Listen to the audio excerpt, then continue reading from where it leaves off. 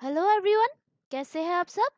आज का जो टॉपिक जो है हमारे डिस्कशन के वो है नेशनल अफेयर्स। तो पूरे हफ्ते के नेशनल अफेयर्स के ऊपर जो करंट अफेयर्स आई है उन सभी के बारे में हम आज के इस वीडियो में डिस्कस करने वाले हैं, जो कि आपके एग्जाम पॉइंट ऑफ व्यू से बहुत ही इंपॉर्टेंट है और जो भी आप कम्पिटिटिव एग्जाम्स के लिए प्रिपरेशन कर रहे हैं उन सब के लिए भी बहुत ही फायदेमंद होगा। तो प्लीज़ इसको एंड तक ज़रूर देखिएगा इस वीडियो को। और अभी तक अगर आप लोगों ने हमारा चैनल सब्सक्राइब नहीं किया है तो प्लीज़ सब्सक्राइब कर लीजिए और साथ ही साथ बेल आइकन भी दबा दीजिए ताकि आपको अगला नोटिफिकेशन मिल सके। तो चलिए आज का डिस्कशन आगे बढ़ाते हैं। तो आज का पहला जो टॉपिक है विदेश मामलों के एमओएस वी मुरलीधरन ने जो है, जो कि अभी सिक्स जो Bharat India CLMV business conclave 2020 उसको अभी वर्चुअली एड्रेस किया है हाल ही में। तो ये उसी से रिलेटेड टॉपिक है। तो विदेश मंत्रालय के राज्य मंत्री MOS वी मुरलीधरन ने जो है छठी भारत CLMV जो कि कंबोडिया, लाओ, पीडीआर, म्यांमार और वियतनाम है, तो उसकी जो बिजनेस कॉन्क्लेव 2020 जो है, जो कि रचनात्मक विकास के लिए पुल का निर्माण, उसको संबोधित किया है, मतलब एड्रेस किया है। और ये जो है ये CII यानी कि भारतीय उद्योग परिसंघ HIVE CII का जो वर्चुअल प्लेटफॉर्म है 3 से 4 दिसंबर 2020 से आयोजित किया गया है। और भारत सरकार के वाणिज्य और उद्योग विभाग के साथ जो है साझेदारी में CII द्वारा कॉन्क्लेव का आयोजन किया गया था, जो कि केंद्रीय वाणिज्य और उद्योग मंत्री पीयूष गोयल इस समारोह में मुख्य अतिथि थे। और इसका जो उद्देश्य जो था यानी कि जो एम जो था वो था CLMV देशों के साथ भारत के सहयोग को मजबूत करना। तो ये उसी से रिलेटेड टॉपिक है। तो अभी नेक्स्ट जो टॉपिक जो है, अभी भारत और अमेरिका ने जो है बौद्धिक संपदा सहयोग पर जो है अभी MOU पर साइन किया है। तो ये उसी से रिलेटेड टॉपिक है। तो अभी 2 दिसंबर 2020 को भारत के उद्योग और आंतरिक व्यापार को बढ़ावा देने के लिए जो है अभी जो विभाग जो यानी कि DPIIT जो है और संयुक्त राज्य अमेरिका पेटेंट और डेनमार्क कार्यालय यानी कि USPTO ने जो है बौद्धिक संपदा IP पर भारत और अमेरिका के बीच सहयोग बढ़ाने के लिए जो है एक MOU पर साइन किया है। और अभी भारत की ओर से जो है DPIIT के सचिव डॉक्टर गुरु प्रसाद महापात्र और अमेरिका की ओर से USPTO के बौद्धिक संपदा और बौद्धिक संपदा निर्देशक के अवर सचिव श्री आंद्रे इंकू द्वारा समझौता ज्ञापन पर यानी कि MOU पर साइन किए गए हैं। तो ये उसी से रिलेटेड टॉपिक है।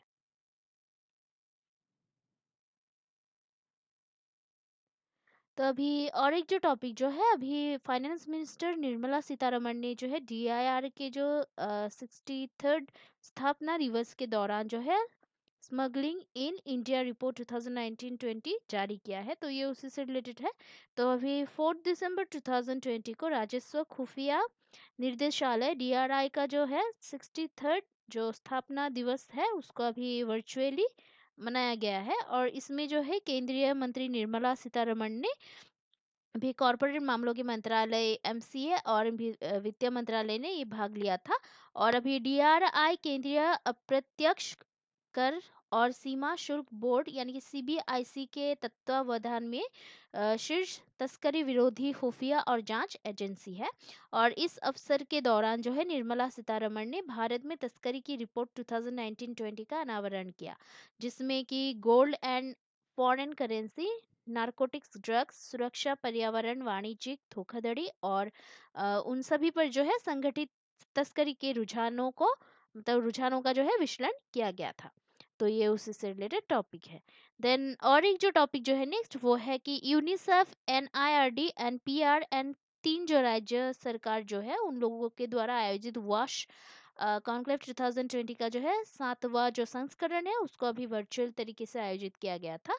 तो अभी water sanitation and hygiene wash conclave 2020 का जो है 3 दिवसीय आभासी 7वां संस्करण दिसंबर 2 से 4 20 तक, मतलब 2020 तक जो है हैदराबाद में आयोजित किया गया था। और ये जो है ये तीन राज्य सरकारों तेलंगाना, आंध्र प्रदेश और कर्नाटक के सहयोग से संयुक्त राष्ट्र बाल निधि, यूनिसेफ, राष्ट्रीय ग्रामीण विकास संस्थान और पंचायती राज NIRD NPR द्वारा आयोजित किया गया था। और आंध्र प्रदेश के जो राज्यपाल है विश्वभूषण हरिचंदन उन्होंने जो है कॉन्क्लेव के मुख्य अतिथि के रूप में भाग लिया। और इसका जो थीम था वो था हाइजीन मैटर्स। तो ये उसी से रिलेटेड टॉपिक है। तो अभी नेक्स्ट जो टॉपिक जो है पासक्स 2020 रूसी फेडरेशन नेवी और भारतीय नौसेना के बीच में जो है पूर्वी आईओआर में आयोजित किया गया था। तो ये उसी से रिलेटेड टॉपिक है। तो भारतीय नौसेना दिवस के अवसर पर यानी 4 दिसंबर 2020 को रूसी संघ के नौसेना आरयूएफएन और भारतीय नौसेना यानी कि आयन के बीच जो है 2 दिवसीय लंबे समय से पारित होने का अभ्यास यानी कि पासक्स 2020 पूर्वी हिंद महासागर क्षेत्र आईओआर में 4 से 5 दिसंबर 2020 तक आयोजित किया गया था। और भारतीय पक्ष ने जो है 2 युद्ध पोतों का प्रतिनिधित्व किया, अभिन्न हेलीकॉप्टरों के साथ स्वदेशी निर्मित गाइडेड मिसाइल फ्रिगेट शिवालिक और पनडुब्बी रोधी कॉर्वेट मैट, जबकि रूसी पक्ष में 3 जो जहाज जो है वो शामिल थे, आरयूएफएन निर्देशित मिसाइल क्रूजर वारियाग, बड़ी पनडुब्बी रोधी जहाज एडमिरल पेतेल लेयेव और मध्य महासागर टैंकर पीचेंगा। तो ये उसी से रिलेटेड टॉपिक है।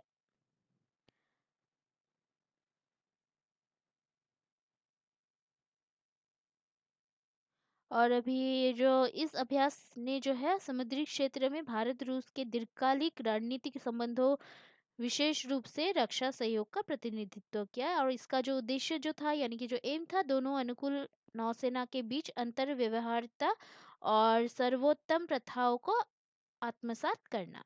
तो ये उसी से रिलेटेड टॉपिक है।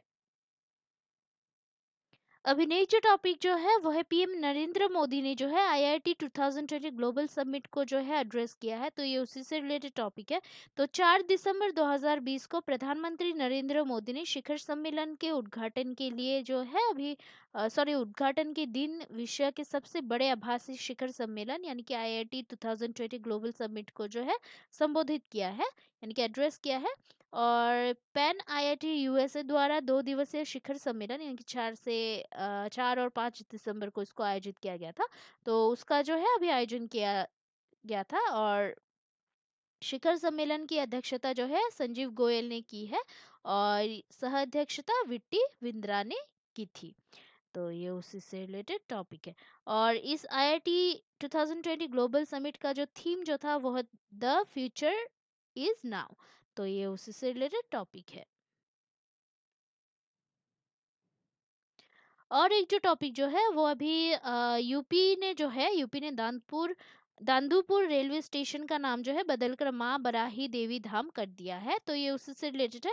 तो भारत सरकार ने वाराणसी रेलवे खंड उत्तर प्रदेश यूपी पर जो है प्रतापगढ़ और बादशाहपुर के बीच स्थित दांदूपुर रेलवे स्टेशन का नाम जो है बदलकर माँ बराही देवी धाम करने पर सहमति व्यक्त की है। और केंद्र सरकार की सहमति के बाद मुख्यमंत्री योगी आदित्यनाथ ने भी नाम बदलने की मंजूरी दे दी है। और नाम परिवर्तन की आधिकारिक जो अधिसूचना है मुख्यमंत्री की मंजूरी के बाद जारी की जाएगी। तो ये उससे से रिलेटेड टॉपिक है। देन अभी और एक जो टॉपिक जो है सीबीआईसी ने जो है अभी 49 रासायनिक आधारित उत्पादों के लिए जो है जीएसटी चालन में अभी 8 अंकीय जो कि HSN कोड का जो है उल्लेख करना अनिवार्य कर दिया है। तो ये उसी से रिलेटेड है।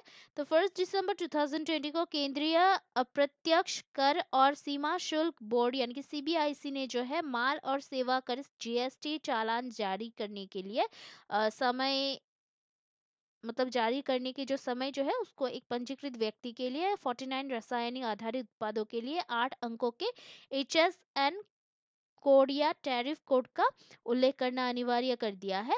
और ये जो है ये पहली बार है जबकि आपूर्तिकर्ताओं की एक विशिष्ट श्रेणी को कुल कारोबार के बावजूद हर इनवॉइस पर जो है 8 अंकों के HSN कोड का उपयोग करना अनिवार्य है। और ये जो है 1 दिसंबर 2020 से लागू होगा यानी कि प्रभावी होगा। और वर्तमान में जो है अभी व्यवसाय चालान जारी करते समय 4 अंकीय टैरिफ कोड का उल्लेख करते हैं। तो ये उसी से रिलेटेड टॉपिक है। अभी और एक जो टॉपिक जो है, प्रधानमंत्री जी ने जो है आगरा यूपी में आगरा मेट्रो परियोजना के निर्माण कार्य का उद्घाटन किया है उन्होंने हाल ही में, तो ये उसी से रिलेटेड टॉपिक है।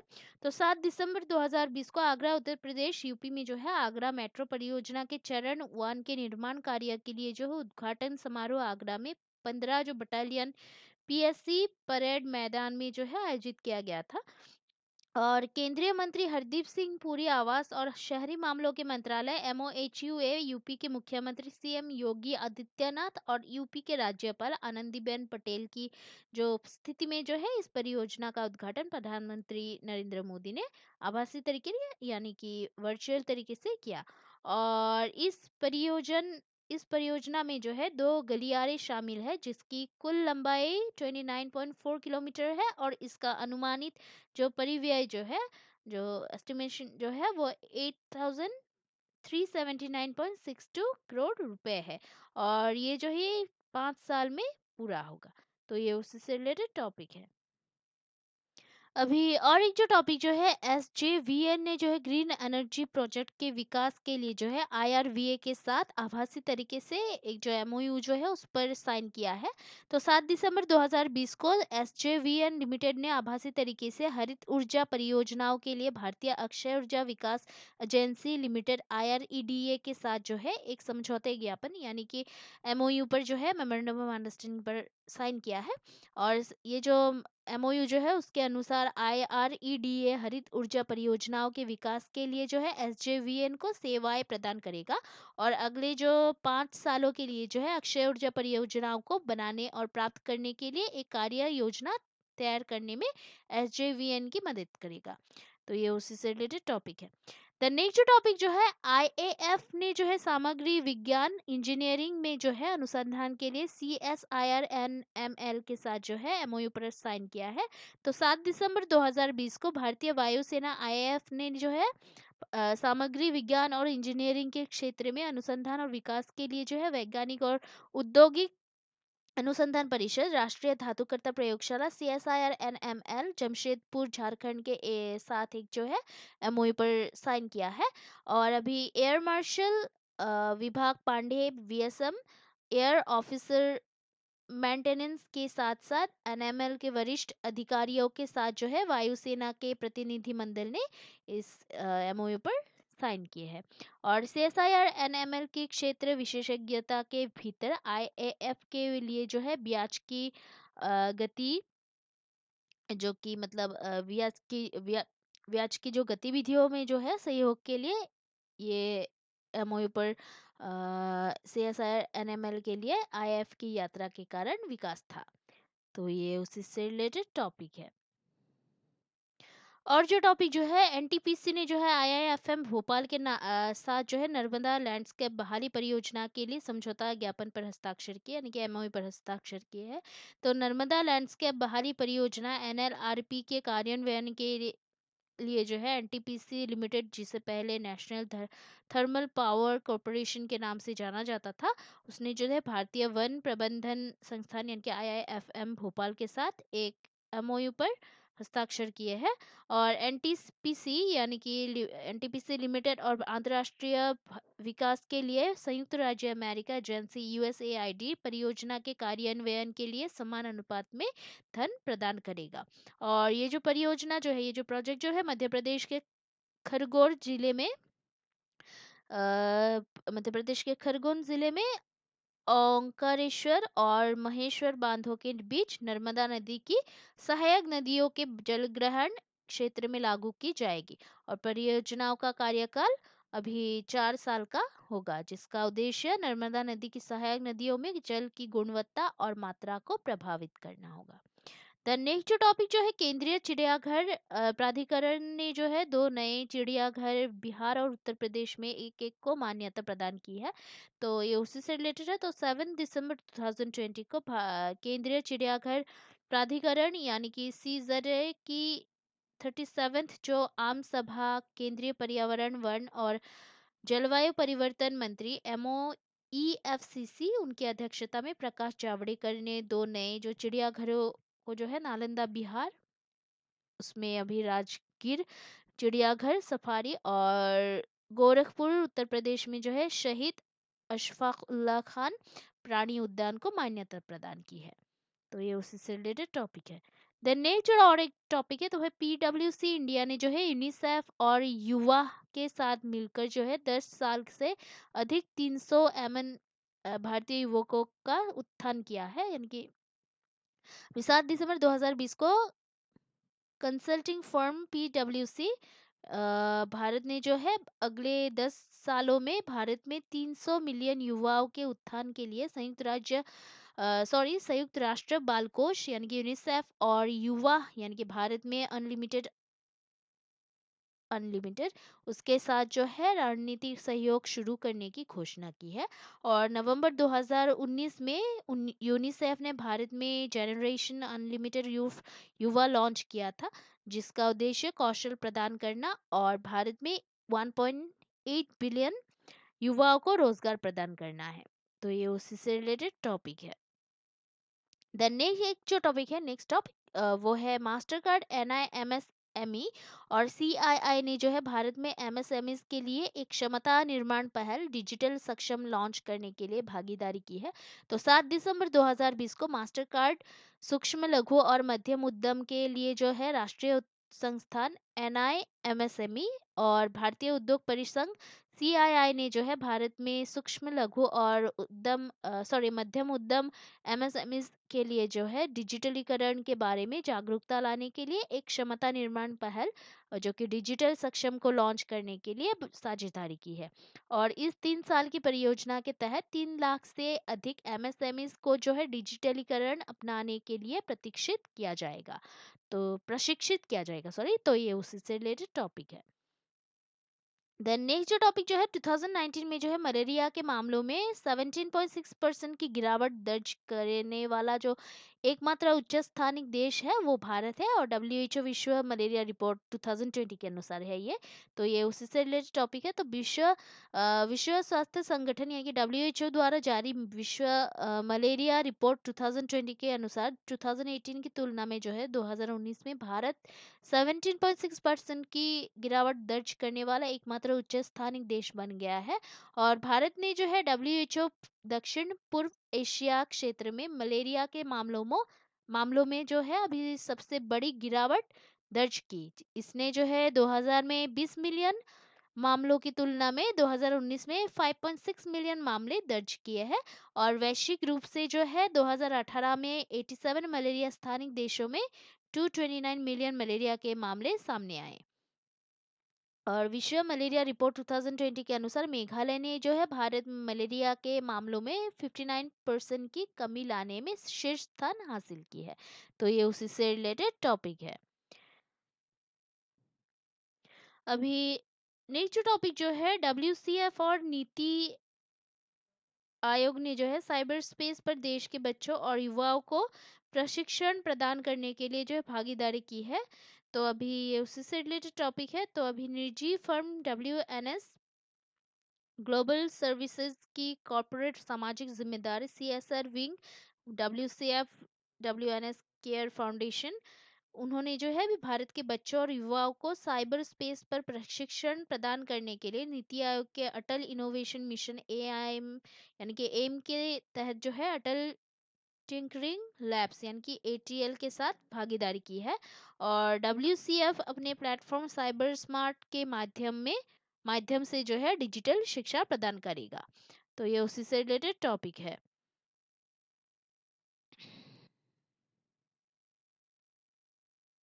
तो अभी नेक्स्ट और एक जो टॉपिक जो है यूनेस्को ने जो है भारत की यूथ स्किल डेवलपमेंट में भारत सरकार की सहयोगिता के लिए सहायता के लिए जो है 2020 state of education report launch की है। तो ये उसी से रिलेटेड है। तो यूनेस्को यानी कि संयुक्त राष्ट्र शैक्षिक वैज्ञानिक और सांस्कृतिक संगठन नई दिल्ली ने जो है उसका दूसरा संस्करण state of the education report for India 2020 technical and vocational education and training TVET को जो है लॉन्च किया है। और ये रिपोर्ट जो है अल्पकालिक और दीर्घकालिक पाठ्यक्रमों के माध्यम से टीवीई प्रावधान के लिए वर्तमान क्षमता का अवलोकन है।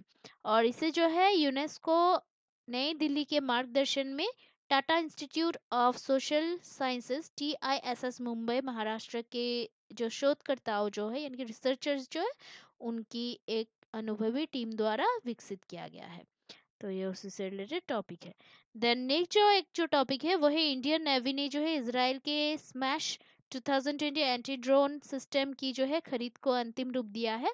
तो भारतीय नौसेना ने Israeli smash 2000 plus fire control system anti drone system के एक बैच जो है उसकी खरीद के लिए अनुबंध को अंतिम रूप दिया है, जो कि उच्च गति वाले दुश्मन ड्रोन को नष्ट करने में सक्षम है। और ये इसराइल फॉर्म जो है स्मार्ट शूटर द्वारा निर्मित है। और smash fire control system electro optical rifle जगह जगह है, जो कि AK-47/103 राइफल जैसे असॉल्ट राइफल्स पर मुहिम की जाएगी और उनके 2021 तक वितरित होने की उम्मीद है। तो ये उसी से रिलेटेड टॉपिक है।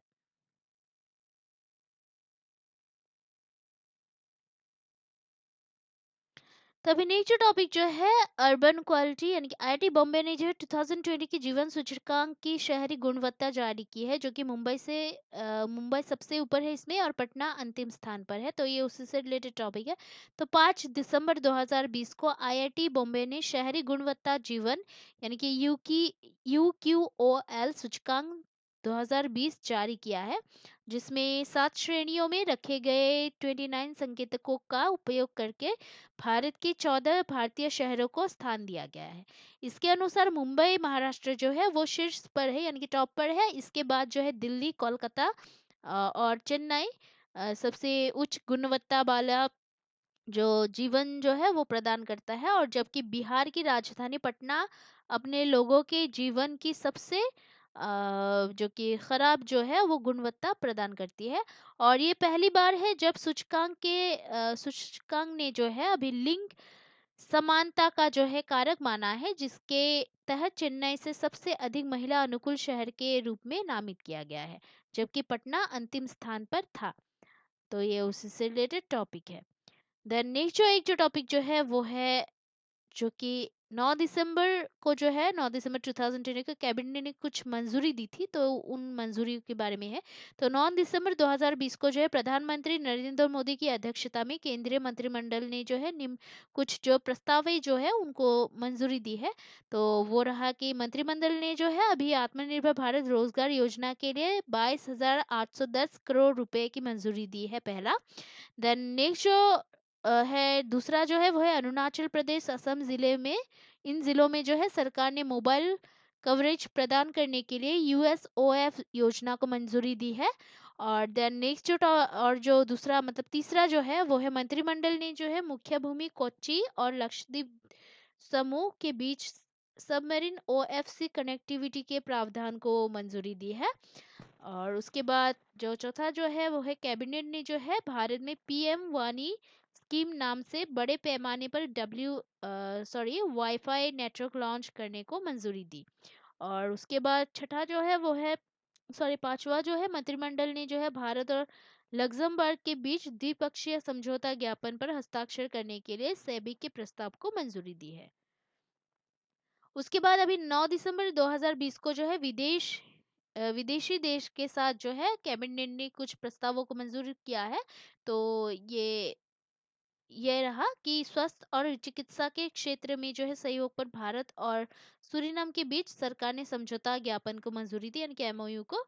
देन इसमें इतना ही था। तो अभी नेक्स्ट जो और एक टॉपिक जो है वो है नॉर्थ ईस्ट राज्यों यूपी बिहार महामारी प्रबंधन जो है उसमें शीर्ष रहा है SBI अध्ययन के दौरान। तो ये उसी से रिलेटेड टॉपिक है। तभी भारतीय स्टेट बैंक SBI रिसर्च द्वारा किए गए एक अध्ययन के अनुसार उत्तर पूर्वी सभी एनी राज्यों को जो है एक के रूप में संयुक्त वो महामारी की प्रबंधन में राज्यों की सूची में सबसे ऊपर है और बिहार दूसरे स्थान पर आया है। इसके बाद जो है उत्तर प्रदेश है, राजस्थान, महाराष्ट्र और हिमाचल प्रदेश को जो है सबसे नीचे रखा गया है। तो ये उसी से रिलेटेड टॉपिक है। देन नेक्स्ट जो टॉपिक जो है, सड़क बुनियादी ढांचा क्षेत्र में प्रौद्योगिकी सहयोग पर ऑस्ट्रिया के साथ जो है एमओआरटीएच ने समझौता ज्ञापन पर हस्ताक्षर किया, इनके एमओयू पर। तो 9 दिसंबर 2020 को सड़क परिवहन और राजमार्ग मंत्रालय एमओआरटीएच ने जो है सड़क संरचना क्षेत्र में प्रौद्योगिकी सहयोग पर ऑस्ट्रिया गणराज्य के जलवायु कार्रवाई, पर्यावरण, ऊर्जा, गतिशीलता, नवाचार और प्रौद्योगिकी के संघीय मंत्रालय के साथ जो है एक समझौता ज्ञापन पर हस्ताक्षर किया है। और इस पर जो है नई दिल्ली में श्री केसी गुप्ता, अतिरिक्त सचिव एमओआरटीएच और ऑस्ट्रिया के राजदूत ब्रिगिड ओपिंगर वर्शोफर ने हस्ताक्षर किए हैं। तो ये उसी से रिलेटेड टॉपिक है। तभी एक जो टॉपिक जो है, लक्षद्वीप भारत का जो है 100% कार्बनिक केंद्रीय शासित प्रदेश बन गया है। तो भारतीय द्वीप क्षेत्र लक्षद्वीप भारत का पहला 100% जैविक केंद्र शासित प्रदेश बन गया है और सिक्किम के बाद देश में दूसरा है ये केंद्र शासित प्रदेश, जो कि केंद्र सरकार की परंपरागत परंपरागत कृषि विकास योजना जैविक खेती सुधार कार्यक्रम के तहत उचित प्रमाण पत्र और घोषणाएं प्राप्त करने के बाद आता है। देन और एक जो नेक्स्ट जो टॉपिक जो है, एनएसडीसी ने जो है शिक्षकों और प्रशिक्षकों की सहायता के लिए बायजूस के साथ जो है एक एमओयू पर साइन किया है। तो 10 दिसंबर 2020 को राष्ट्रीय कौशल विकास निगम एनएसडीसी ने जो है शिक्षकों और प्रशिक्षकों के कौशल का जो है समर्थन करने के लिए बायजूस के साथ एमओयू पर हस्ताक्षर किए हैं और साझेदारी स्किल इंडिया मिशन के हिस्से के रूप में ये है। और इसका जो लक्ष्य जो है बच्चों और युवाओं के लिए जो सीखने को जो है बहुत प्रभावी, आकर्षक और व्यक्तिगत बनाने के लिए कौशल और डिजिटल टूल के साथ शिक्षकों और प्रशिक्षकों को सशक्त बनाना। देन और एक जो टॉपिक जो है, ई आईएसए और यूनाइडो ने जो है भारत में ऊर्जा भंडारण नवाचारों को बढ़ावा देने के लिए करार दिया है। तो अभी 10 दिसंबर 2020 को भारत ऊर्जा भंडारण गठबंधन आईईएसए और संयुक्त राष्ट्र औद्योगिकी विकास संगठन यूएनआईडीओ यूनाइडो ने जो है भारत में ऊर्जा भंडारण में नवाचारों को बढ़ावा देने के लिए सहयोग किया है। और ये सहयोग जो है भारतीय ऊर्जा भंडारण और ई मोबिलिटी स्टेप में नए नवाचारों को समर्थन और प्रोत्साहित करने के लिए यूनेडो की कम कार्बन प्रौद्योगिकी की तैनाती की सुविधा एफएलसीटीडी द्वारा नवाचार चुनौती के चौथे दौर के शुभारंभ की तर्ज पर किया गया था। देन और एक जो टॉपिक जो है, वर्चुअल तरीके से आयोजित चौथी जो भारतीय मोबाइल कांग्रेस 2020 दूरसंचार विभाग डीओटी और सीओएआई द्वारा जो है सह संगठित उसको आयोजित किया गया था। तो ये उससे रिलेटेड टॉपिक है। तो दक्षिण एशिया में सबसे बड़े डिजिटल प्रौद्योगिकी मंच के चौथे संस्करण यानी कि इंडिया मोबाइल कांग्रेस आईएमसी 2020 को 8 से 10 दिसंबर 2020 के बीच आभासी तरीके से यानी कि वर्चुअली जो है 3 दिन के लिए आयोजित किया गया था। और इसका उद्घाटन जो है प्रधानमंत्री नरेंद्र मोदी ने किया था। यह दूरसंचार विभाग डीओटी और cellular operate association of India कोल द्वारा समावेशी नवचार स्मार्ट सिक्योर सस्टेनेबल विषय पर आयोजित किए गए थे। देन अभी और एक जो टॉपिक जो है, Indus entrepreneurs TiE global summit 2020 को 8 से 10 दिसंबर 2020 तक वर्चुअल तरीके से आयोजित किया गया था। तो विश्व का जो सबसे बड़ा आभासी उद्यमशीलता शिखर सम्मेलन जो है Indus entrepreneurs TiE global summit 2020 TGS 2020 को जो है 8 से 10 दिसंबर 2020 तक आभासी तरीके से यानी कि वर्चुअली आयोजित किया गया था। और इसे जो है टीआईई हैदराबाद ने होस्ट किया था। उपराष्ट्रपति वेंकैया नायडू ने टीजीएस 2020 का ई उद्घाटन किया। और टीजीएस 2020 का जो थीम जो था, एंटरप्रेन्योरशिप 360। तो ये उसी से रिलेटेड है। तो अभी नेक्स्ट जो टॉपिक जो है वो है अभी मलयालम, जो कि जॉन स्क्वेरल जो है यानी 2050 तक जो भारत में 90% तक गिर सकती है मलया जॉइंट गिलहरी।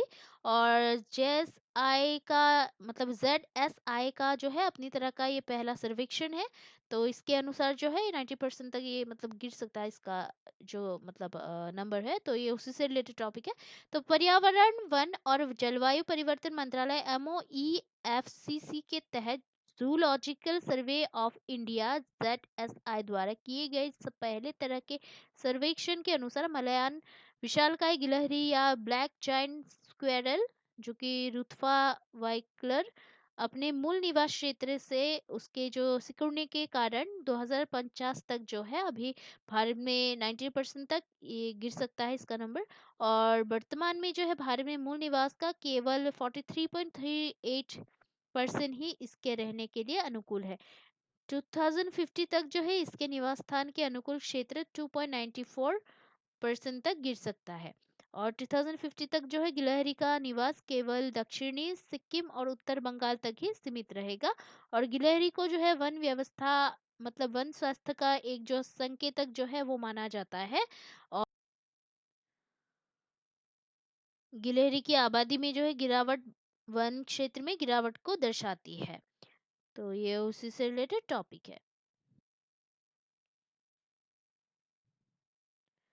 तो आज के लिए इतना ही है इस वीडियो में। तो कल हम फिर मिलते हैं एक नए टॉपिक के पूरे हफ्ते के करंट अफेयर्स के साथ। तब तक के लिए जो है हमारा चैनल देखते रहिएगा, लाइक शेयर सब्सक्राइब करना प्लीज मत भूलिएगा। कोई अगर सुझाव हो तो कमेंट करना प्लीज मत भूलिएगा, क्योंकि आपका ये जो सपोर्ट है वो हमें बहुत ही मोटिवेट करता है हार्ड वर्क करने के लिए। So please keep watching our videos, like share and subscribe. Take care, Jai Hind.